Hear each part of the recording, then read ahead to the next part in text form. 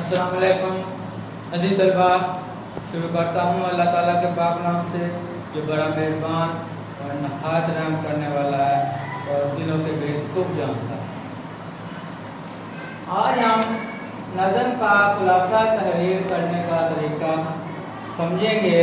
वो कौन सी बुनियादी बातें हैं जिन पर अमल करके खुलासे में ज़्यादा से ज़्यादा नंबर हासिल कर सकते हैं, और वो कौन सी गलतियाँ हैं जिनसे बचकर जो है हम अपना खुलासा एक मायारी खुलासा बना सकते हैं। बोर्ड पैटर्न के मुताबिक ये सवाल नंबर 5 होगा। नज़म के खुलासा का मवाद कम अज़ कम 10 सतूर और ज़्यादा से ज़्यादा 12 सतूर पर मुश्तमिल हो।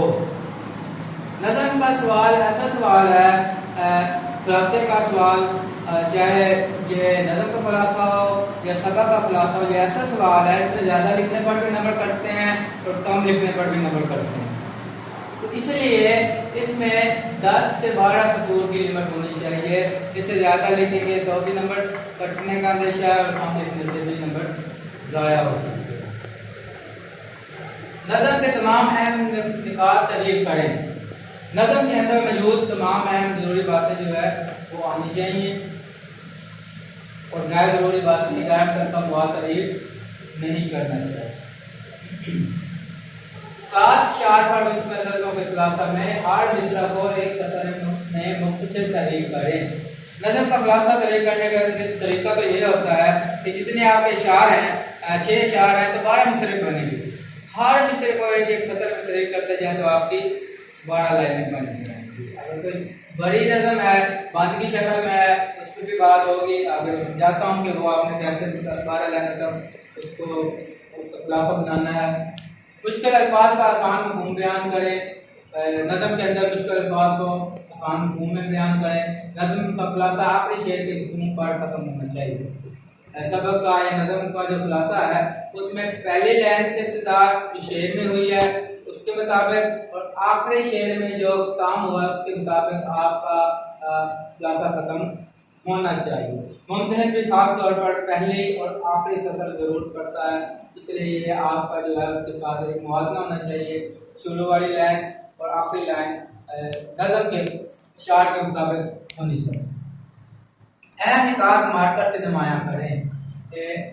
अहम निकात मार्कर से नुमायां करना ये बहुत अच्छी खूबी होती है और तकरीबन हर सब्जेक्ट में आप ये अंदाज़ा बनाकर अपने नंबरों में इजाफा कर सकते हैं।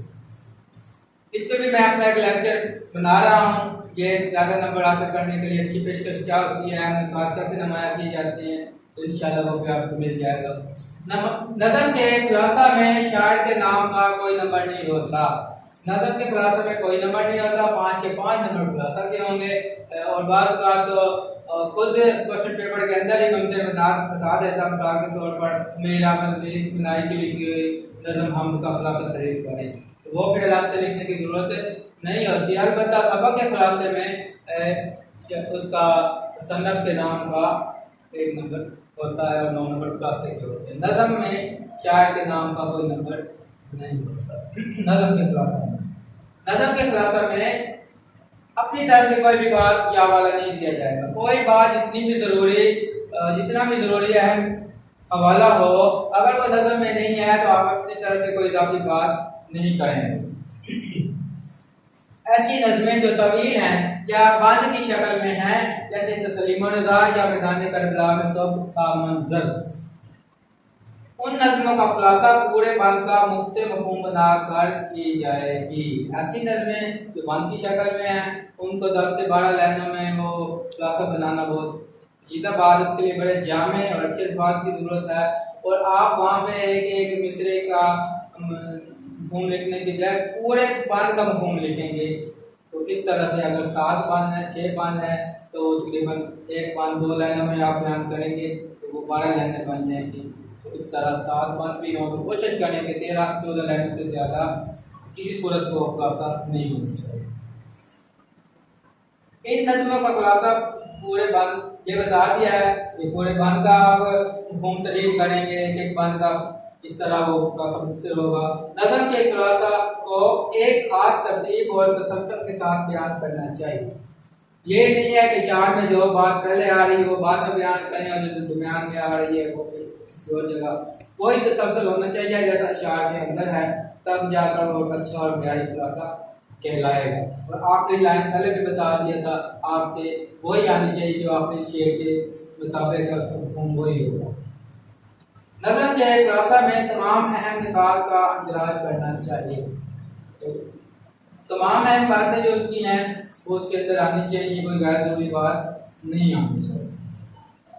नज़म का खुलासा आखिरी शेर के मफ़हूम पर खत्म होना चाहिए, वही बात जो पहले मैंने बता दी है उसके मुताबिक होगा, तो फिर ये आपको खुलासा सही समझा जाएगा। तो इन बातों पर अमल करके आप खुलासे में अच्छे नंबर हासिल कर सकते हैं। अमूमन यही बातें होती हैं जो बार बार स्टूडेंट्स हमसे पूछते भी हैं, और गलतियाँ भी यही आम अक्सर कर जाते हैं, तो इसलिए ये आपके लिए बहुत अहम खुलासा का तरीक करने का तरीका जो बहुत अहम बातें आपको बताई हैं। उम्मीद है आपको ये लेक्चर पसंद आया होगा, दुआ में याद रखिएगा। अल्लाह हाफ़िज़।